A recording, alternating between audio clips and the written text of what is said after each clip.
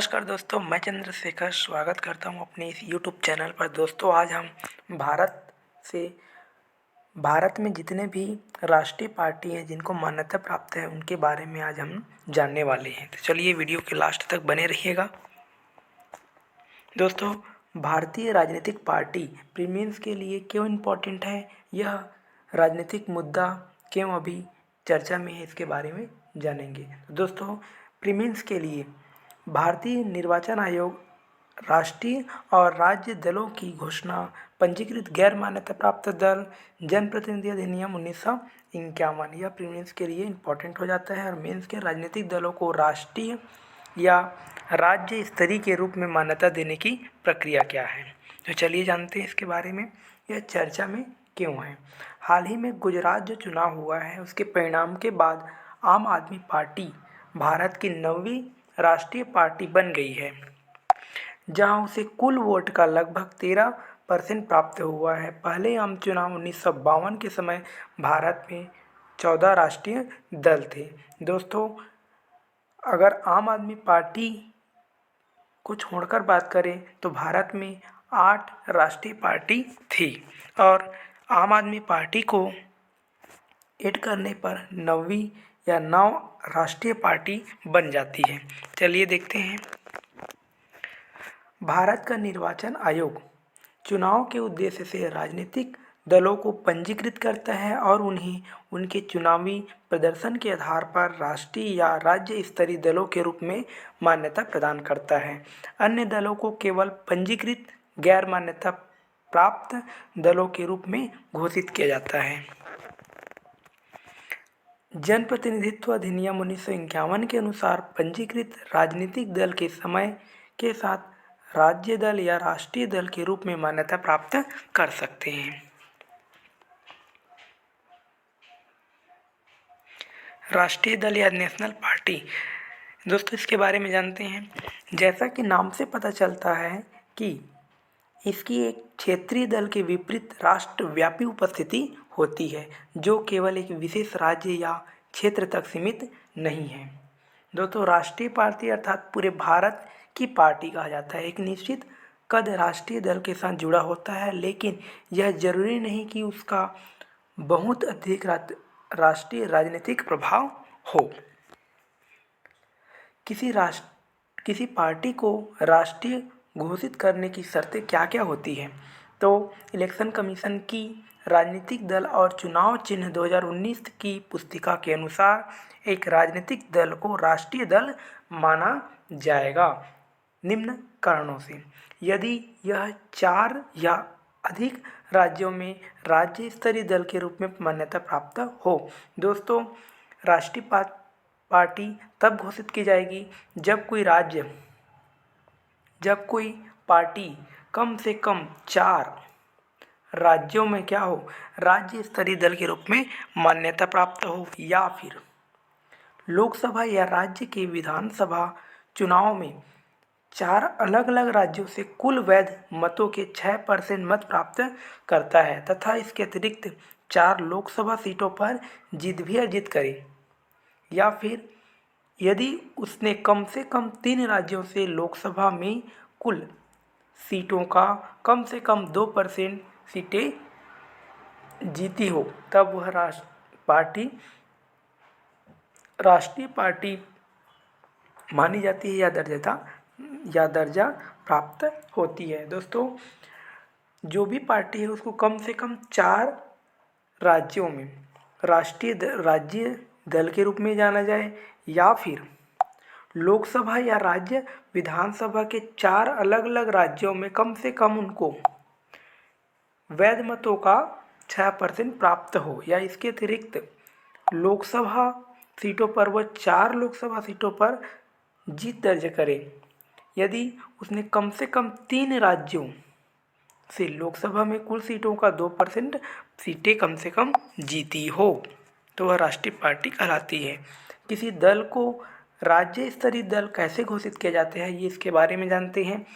तो किसी दल को किसी राज्य की राज्य स्तरीय दल के रूप में मान्यता दी जाती है यदि निम्न में से कोई भी शर्त पूरी होती है यदि यह संबंधित राज्य विधानसभा के आम चुनाव में डाले गए वैध मतों का 6% अर्जित करता है और साथ ही यह उसी राज्य विधानसभा में 2 सीटें भी जीतता है। तो दोस्तों, हमने शर्तें देखा कि राज्य में कम से कम 6% प्राप्त हो और साथ ही विधानसभा में क्या 2% सीटें जीतता हो, तब वह राज्य स्तरीय पार्टी घोषित की जाएगी।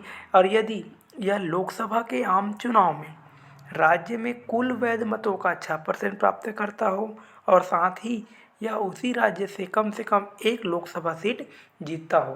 दोस्तों, कोई भी पार्टी जब उस राज्य के वैध मतों का 6% प्राप्त करता है और उस राज्य के लोकसभा सीट में 1 सीट जीतता है तो वह राज्य स्तरीय पार्टी कहलाती है। यदि यह संबंधित राज्य की विधानसभा के आम चुनाव में विधानसभा में 3% जीतता है या विधानसभा में 3% सीट जो भी अधिक हो वह जीतता है तो राज्य स्तरीय पार्टी कहलाती है। यदि वह संबंधित राज्य से लोकसभा के आम चुनाव में राज्य को आवंटित प्रत्येक 24-25 सीटों या उसके किसी खंड के लिए लोकसभा में 1 सीट जीतती है तब कहलाती है। यदि यह राज्य या राज्य विधानसभा के लिए लोकसभा आम चुनाव में राज्य में डाले गए कुल मतों का अगर वो 8% प्राप्त करता है तो राज्य स्तरीय पार्टी कहलाती है।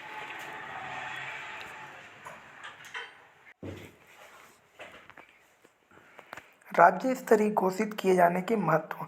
आयोग द्वारा दलों को प्रदान की गई मान्यता उनके लिए कुछ विशेषाधिकार के अधिकार का निर्धारण करती है, जैसे चुनाव चिन्ह का आवंटन करना, राज्य नियंत्रण, टेलीविज़न और रेडियो स्टेशनों पर राजनीतिक प्रसारण हेतु समय की उपलब्ध एवं निर्वाचन सूचियों को प्राप्त करने की सुविधा उनको मिल जाती है।